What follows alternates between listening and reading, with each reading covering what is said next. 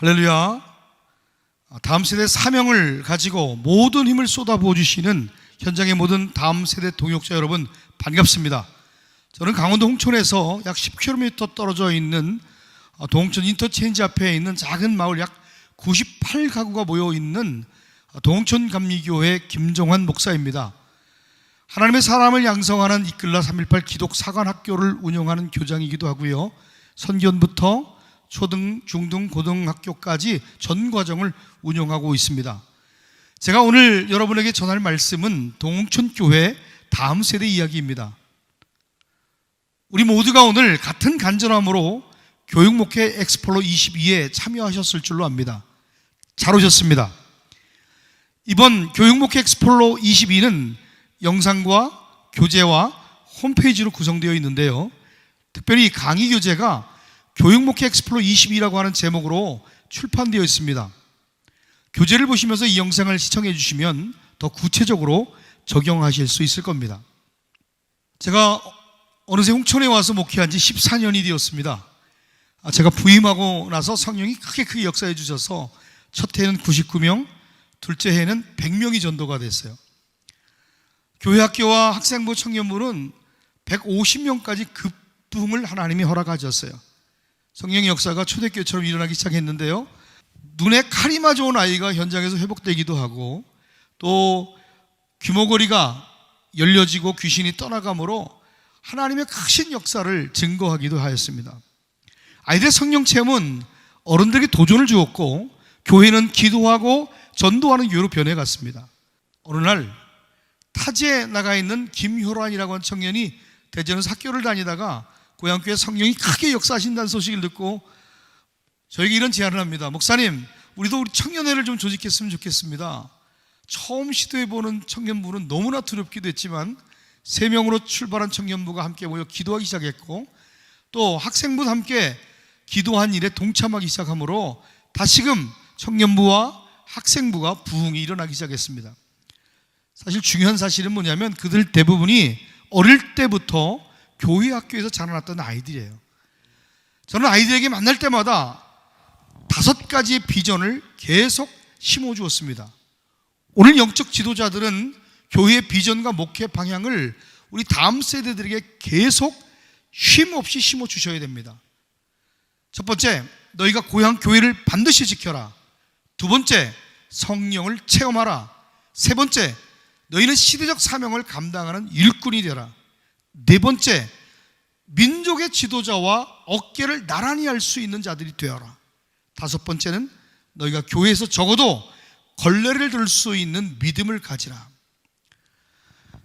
전 몇 명으로 시작되어진 이 학생부가요, 70명이 넘었고, 주일학교가 40여 명, 청년부가 40여 명, 계속 부흥의 큰 은혜를 하나님이 경험케 하셨습니다.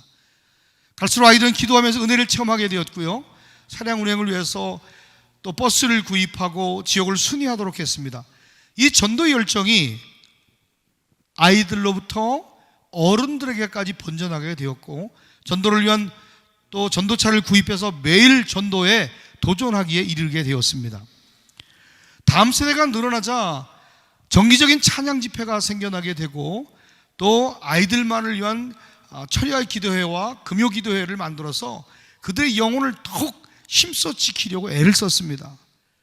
교회 창고를 리모델링해서 40평짜리 카페를 만들어서 속으로 모임을 갖도록 공간을 활용하기도 했습니다. 아이들과 학생들과 그리고 청년들이 많이 나왔지만 대부분 믿지 않는 아이들, 믿지 않는 부모들이 많았어요. 그럼에도 불구하고 그 아이들은 하나님을 믿고 교회를 나오면서 그 삶이 건강해지게 되었고, 건강해진 그 삶의 변화된 모습을 보고 믿지 않는 부모들조차도 자녀를 보내고 싶어하는 그런 교회가 되었습니다. 열심히 목회하던 중에 시련의 시기가 찾아왔습니다. 한참 교회가 뜨겁게 부흥하던 그 즈음에 갈등이 일어났는데요, 일부 교인들이 목회를 비난하며 반대하기 시작했습니다. 정말 뼈를 깎는 고통의 시간을 보내야만 했습니다. 이 일들은 저에게도 교우들에게도 큰 상처와 아픔이었지만 다행히 지금은 회복되어서 새로운 도약을 준비하게 되었습니다.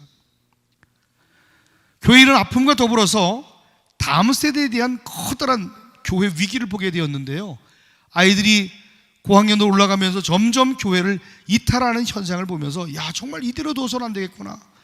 앞으로 동옥천 교회의 10년, 20년의 미래를 굉장히 장담할 수 없을 것 같다, 굉장히 어려울 것 같다는 예측을 하게 되었습니다.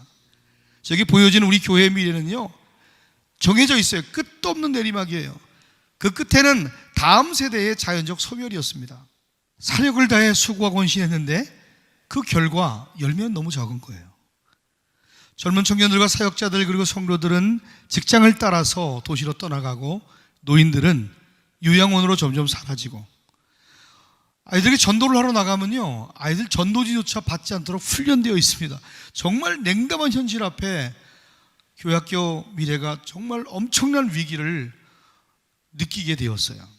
가만히 생각해 보면 여러 가지 이유가 있겠지만 스마트폰이 보급되기 이전과 이후가 확연하게 아이들의 영적 형편을 바꿔갔다는 것을 감지할 수 있습니다.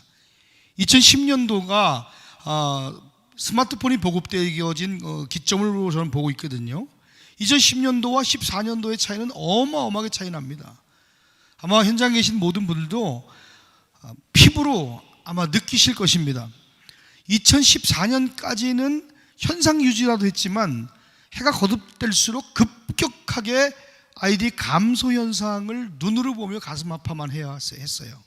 제가 가장 후회하는 일 중에 하나가 뭐냐면, 아이들이 부흥할 때에 청년들이나 아동부나 청소년들이나 그 모든 아이들을 그냥 교사들과 신학생들에게만 맡겨놓았다는 사실이에요. 담임 목사로서 직접 아이들의 영혼을 돌아보지 않았다고 하는 것이 얼마나 후회되는지도 몰라요.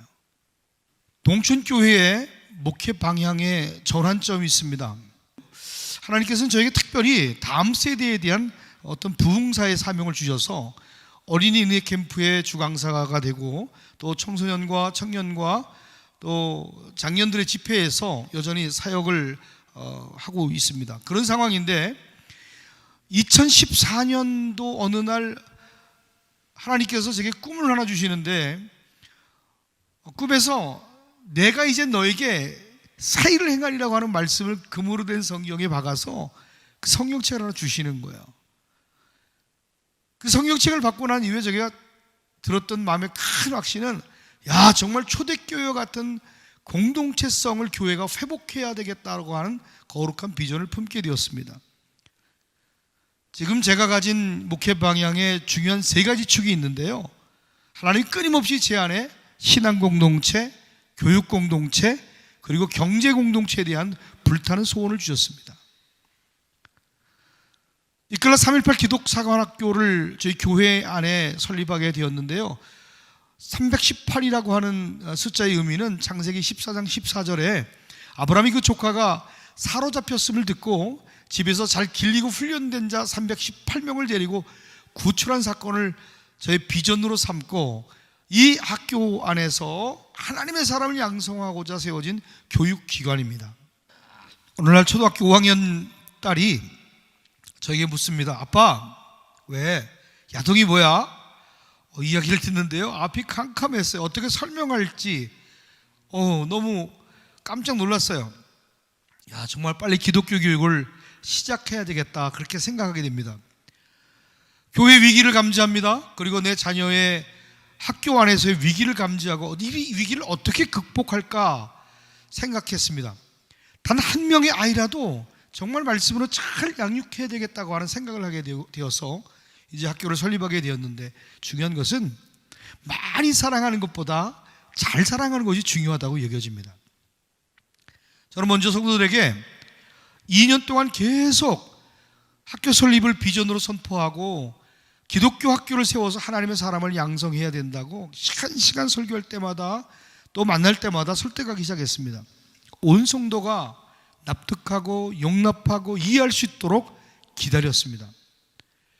온 성도의 전폭적인 지지와 기도와 후원으로 말미암아 기적적으로 교회 안에서 8명으로 2015년 12월 방과후 학교로 시작해서 2016년 3월 18일 날 개교했습니다. 큰 교회만 할 수 있고 돈이 있어야만 할 수 있고 전문가가 많아야 할 수 있는 일이라고 여겨졌지만 가슴에 뜨거운 불을 품고 기도했던 그 일에 관해서 하나님은 환경을 열어주시고 사람을 붙여주셔서 학교를 설립할 수 있었어요. 하나님이 하셨어요. 코로나로 인해서 교회 학교가 다들 어렵다 하지만 저희는 교회 교육이 전혀 영향을 받지 않았습니다. 저희는 교회와 학교와 가정이 함께하는 쉐마 교육을 하기 때문입니다. 지금은요, 교회가 모든 힘을 다음 세대에 쏟아부어야 할 때입니다. 우린 지금 그렇게 하고 있습니다. 특별히 전교인 통합 예배를 드리고 있는데요, 전교인 통합 예배를 통해서 한 줄기의 말씀을 듣습니다. 처음에는 쉽지 않았지만 훈련을 통해서 아동부도, 학생부도, 청년부도 함께 말씀을 듣고 나눌 수 있게 되었습니다. 모든 공적 예배는 부모님과 함께 참여하고 있고요, 아이들과 부모들의 영적 성장을 함께 돕고 있습니다. 매일의 큐티, 예배, 그리고 말씀 암송의 모든 과정 속에서 부모님과 함께 신앙훈련을 하고 있는데요, 특별히 매주 수요일에는 어하나를 통해 우리 선생님들이 말씀, 한 주간 동안의 말씀을 암송했던 것을 체크하고 확인하는 시간을 갖고 있습니다. 일생활 점검표를 만들어서 아이들에게 나눠주고 있는데요, 아이들이 매일매일의 삶에 하루를 어떻게 믿음으로 살았는지에 관하여 체크하도록 만들어놨거든요. 그래서 영육의 상태를 선생님도 보고 그리고 부모님도 보면서 매일매일 부모로부터 축복의 기도를 받고 영적 생활과 또 교육의 태도가 바로 잡혀질 수 있도록 그렇게 날마다 체크하고 있습니다. 우리 학생부 아이들은 예배 때마다 돌아가면서 원어민 선생님과 함께 예배를 드릴 때에 동시 통역을 할 수 있도록 그렇게 훈련하고 있고요, 주일 예배 설교 때 들었던 은혜 받은 내용들을 말씀을 적어서 그리고 원어민 선생님과 함께 영어로 나눌 수 있도록 그렇게 훈련하고 있습니다. 청년부는 별도의 성경국 문화 제자 훈련 교재를 사용하지 않습니다. 매 시간 공적인 예배만 잘 드리고 말씀을 읽고 나누만 잘해도요, 신앙생활에 승리할 수 있습니다. 담임 목사와 함께하는 청년부 말씀 나눔은 주일 예배 후에 3시간가량 진행이 되는데요, 한 주간의 삶과 그리고 주일 말씀의 은혜를 나눌 때마다 채찍과 격려의 코멘트를 해주게 되는데, 그때에 그 아이들의 모여진 청년부 모임 가운데 울며 웃으며 그들의 삶을 나누고 그리고 그들의 믿음이 성장하는 것을 경험하게 되었습니다. 교회에서 걸레를 들 수 있는 헌신된 믿음을 가진 자로 교육해야 합니다. 저는 저희 자녀들뿐만 아니라 모든 성도들로 하여금 공동체에서 일어나는 모든 일들을 함께 섬기고 그리고 함께 수고하고 헌신할 수 있도록 격려합니다. 그리고 독려합니다. 직접적으로 동참하고 동역할 수 있도록 훈련시키고 있습니다. 성전 타일을 보수하는 일이나 또 화장실을 청소하는 일들이라든가 또 공동체가 이뤄갈 어떤 사역에 관하여 어린아이로부터 그리고 어른에 이르기까지 함께 할 수 있는, 함께여야 된다고 하는 사실을 계속 인지시키고 함께 성전을 돌보는 자들로 자라나게 하였습니다. 성전에서 봉사하며 수고한 아이들의 영적 성장은요, 결이 다른 아이들로 자라게 하는 것을 경험할 수 있었습니다. 우리는 다음 세대 100년을 준비하는 교회가 되어야 됩니다. 저는요, 교회가 영적인 것만 책임지면 되는 줄 알았어요. 예배만 잘하고 예수만 잘 믿게 하고 성경 체험하게 하고 그렇게 신앙생활 잘하기만 하면 되는 줄 그렇게 알았는데요, 아니에요. 그렇지 않더라고요. 아이들의 진로, 아이들의 미래, 아이들이 마땅히 가야 할 길과 해야 할 방향도 상담하고 지도할 수 있어야 돼요. 왜요? 세상 사람들로 하여금 왜 우리 하나님이 맡겨진 그 영혼들, 내 아이들의 인생의 진로를 왜 세상의 사람들에게 무책임하게 맡기도록 놔뒀는지 저는 지는 날이 너무나 후회가 되는 거예요. 저는 한 달에 한 번 반드시 학부모 교육과 기도회를 교회 안에서 하고 있습니다. 정말 조금만 더 기독교 교육에 제가 눈을 떴더라면 아이들이 더 좋은 미래를 만들어주고 가야 할 마땅할 길들을 보게 해주었을 텐데 너무 아쉬움이 많이 남아요. 경제공동체가 실현되기까지 10년이 걸렸는데요, 우리가 순종하면 하나님은 역사해 주십니다. 저는요, 언젠가 교회가 전기세도 못 내는 날이 올 것이라고 생각했어요. 그게 보여졌어요. 근데 그것이 실제가 되더라고요. 막 숨만 쉬어도 들어가야 될 유지비들이 막 너무너무 많은 거예요. 줄일 수도 없어요. 성도들의 헌금만으로 해결될 일이 아니에요. 가만히 앉아서 소멸되는 교회가 될 것인가 아니면 살아남을 것인가 선택해야만 했습니다. 그래서 저는 공동체에요, 비전을 제시해야 했습니다. 젖과 꿀이 흐르는 가나안 땅으로 인도해야 할 책임이 느껴졌기 때문인데요, 어릴 때부터 자라났던 제자가 시집을 가고 장년부가 되었어요. 교회 안에 정착했는데 몇몇 젊은 청년들과 또 사람들을 모아서, 제자들을 모아서 청년 창업 동아리를 만들고 8개월 동안 함께 교육을 같이 받고 또 사업 계획서를 작성해서 정부의 청년 창업 지원금을 받아서 또 공동체 안에 있는 재정에 또 동의를 얻어 전폭적인 지원으로 말미암아 카페와 식당 2개의 매장을 함께하는 샵앤샵 포토스하우스를 오픈하게 되었습니다. 토기장이의 집이라는 뜻을 가지고 있는데요, 이 경제공동체의 가장 큰 목적은 뭐냐면, 첫 번째, 교회를 세우고 학교를 세우는 것입니다. 두 번째로는 선교 기업으로서 홍천에 전도 거점을 만드는 일이에요. 지금 전도하기가 너무 쉽지 않습니다.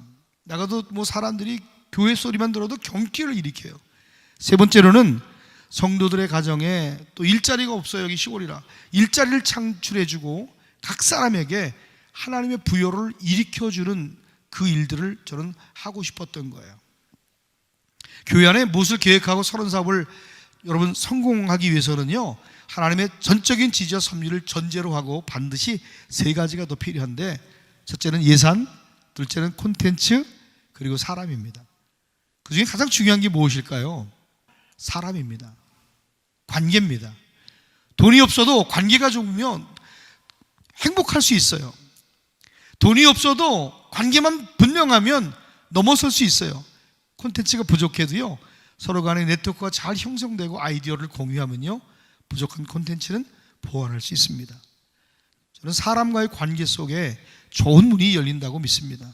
우리가 과연 교육 공동체를 만들고 또 경제 공동체를 만들고 또 신앙 공동체를 든든하고 탄탄하게 만들어가는 그 일들이 정말 쉬울까요? 할 수 있을까요?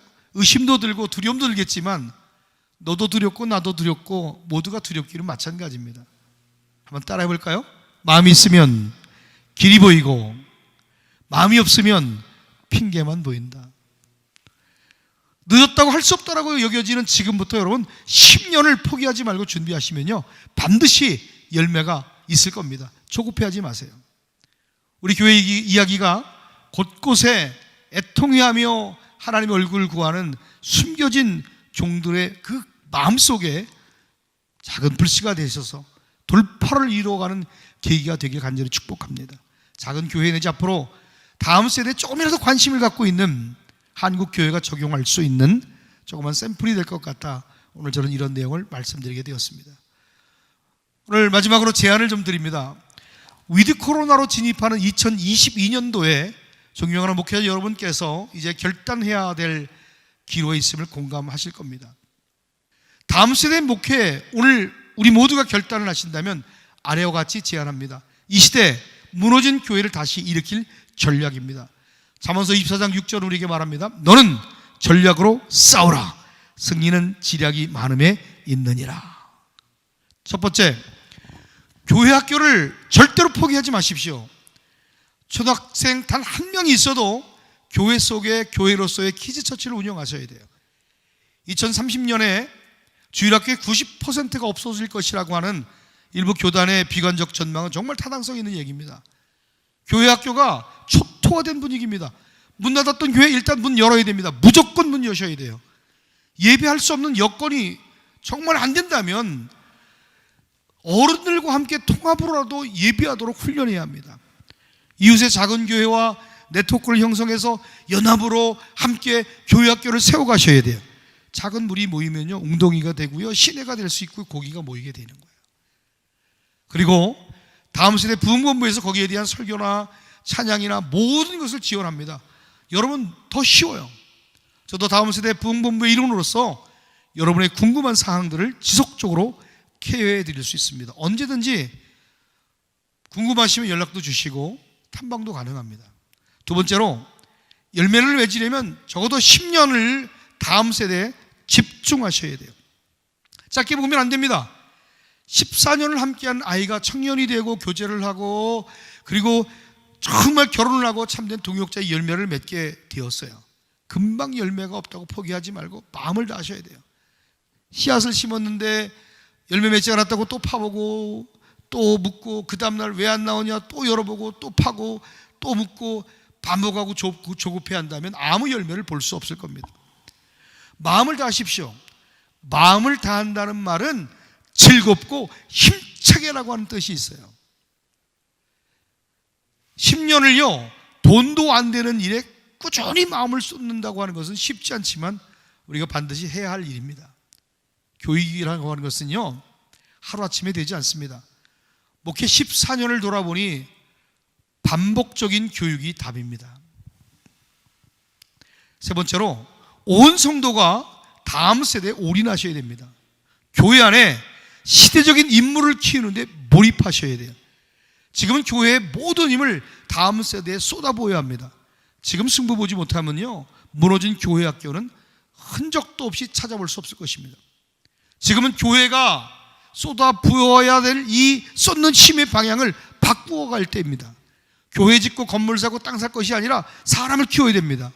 백성의 지도자와 어깨를 견줄 만한 인물이 계속 우리의 교회 안에서 배출되어야 됩니다. 그래서 자녀를 보내고 싶은 교회로 전환되어야 됩니다. 정말 부탁드리고 싶은 건요, 담임 목사님이 직접 끌고 가셔야 돼요. 그리고 전 교인이 올인해야 합니다. 네 번째로, 지속적으로 교사들과 교회 안의 리더들과 식탁 공동체를 통해서 교제를 하셔야 돼요. 초대교회는 날마다 마음을 같이 하고 성전에 떡을 떼며 교제했듯이 아이들에게 저는요 가정을 오픈하고 먹이고 입히고 자고 함께 웃고 울며 그들의 영육을 돌본 일에 14년을 투자했습니다. 진정한 가족으로서 멤버십을 갖도록 여러분 격려하셔야 돼요. 모두가 학교를 할 수 없고 모두가 경제 공동체나 사업의 비즈니스를 가질 수는 없습니다. 모든 목회자가 선생님들이 가정을 오픈할 수 없습니다. 그러나 관계 개선의 식탁의 교제만큼 좋은 것은 없다는 사실을 기억하십시오. 다섯 번째로, 반드시 교회는요 공동체성을 회복하셔야 됩니다. 성도들의 신앙을 넘어서 그 성도들의 자녀들과 미래의 교육에 관심하고 경제에 관심하셔야 돼요. 저는요 아무리 작아도 교회 안에 교육 공동체, 경제 공동체가 시대적인 대안이라 여겨집니다. 큰 교회가 학교를 하고 큰 교회가 비즈니스 모델을 가졌다면 우리도 할 수 없는 일이지만 저희는 시골교회예요. 몇 되지 않습니다. 10년의 비전을 품고 기도하고 나왔던 결과의 결과물이 이제 나오기 시작하는 거예요. 우리 교회를 탐방하고 학교를 탐방했던 여러 교회들 중에 실제로 상가교회지만 도전을 받고 또 교육공동체와 또 경제공동체를 이뤄가기 위해 준비한 분들도 있어요. 과연 우리가 할 수 있을까? 과연 우리가 오늘 들었던 이 이야기가 정말 성취할 수 있을 것인가 하는 어떤 의문이 들을 수도 있을지 모르겠습니다만 분명한 사실 하나는 영과 의식이 변화된 바로 여러분 한 사람 두 사람이 모이기 시작하면 하나님은 일하기 시작하실 것입니다. 진정한 공동체의 의미는요 추위가 있을 때 함께하는 거예요. 인생의 춥고 서럽고 어려운 때를 지날 때에 서로의 짐을 나누어지는 것이 참다운 공동체인 것입니다. 여전히 다음 세대들의 신앙을 고민하고 갈등하는 감춰진 종들이 있습니다. 바로 여러분입니다. 우리 모두가 진짜를 만들어내는 강력하고 위력이 있는 교회 공동체가 되어야 될 줄로 믿습니다. 교회학교 절대로 포기하지 마십시오. 열매를 맺으려면 적어도 10년을 다음 세대에 집중하십시오. 온 성도가 다음 세대에 올인하십시오. 지속적으로 교사들과 교회 안 리더들과 식탁 공동체를 통해 교제하십시오. 공동체, 그 아름다운 믿음의 공동체성을 회복하십시오. 말씀 마칩니다. 이제는 위드 코로나로 장기화될 수 있어요. 6개월이면 될 줄 알았고 1년이면 될 줄 알았지만 이제 쉽게 끝나지 않습니다. 예측 불가능한 사회적 변화, 교육적 변화들이 계속 생겨나게 됩니다. 위기가 맞닥뜨렸습니다. 이대로 있다가는 우리의 신앙의 질을 완전히 바꿔놓게 될 것입니다. 우리가 손 놓고 이대로 있을 수는 없습니다. 이 위기 속에 다음 세대의 소멸 현상을 우리가 눈으로 목격하면서 이 모든 상황을 우리는 영적 전쟁으로 규정해야 합니다. 우리 모두가 이긴 자로 설 수 있기를 바랍니다. 지금 우리는 앞으로의 목회 방침과 방향을 점검하고 옷깃을 여미며 신발끈을 묶고 다시 달릴 준비를 해야 됩니다. 우리 교회 생사화복은 하나님의 손에 달려 있습니다. 우리 손에 무엇이 들려 있는지 중요하지 않아요. 우리 중에 하나님이 계신지, 내가 하나님의 뜻과 계획과 방법과 의도를 따르고 있는지가 모든 것을 결정하게 될 줄로 믿습니다.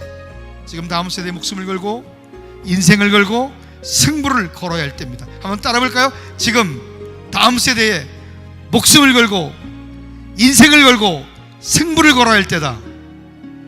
지금 결단을 하지 못하면 아무것도 달라지지 않습니다. 오늘 여러분의 결단은 한국교회 미래가 되고 가정의 미래가 될 것입니다.